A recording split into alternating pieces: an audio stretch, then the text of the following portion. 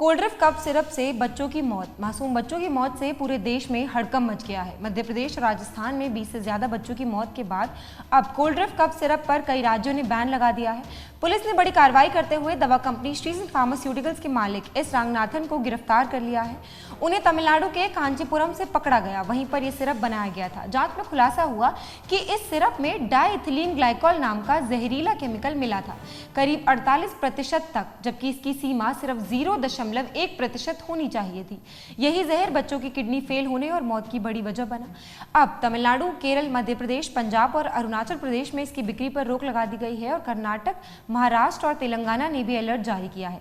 मध्य प्रदेश के मंत्री नरेंद्र शिवाजी पटेल ने कहा, तमिलनाडु सरकार की लापरवाही से मासूमों की जान गई। स्वास्थ्य मंत्रालय ने अब सभी राज्यों से कहा है, बच्चों को बिना जरूरत कफ सिरप ना दें। आप भी सावधान रहें। अगर घर में कोल्ड ड्रिंक सिरप है तुरंत फेंक दें।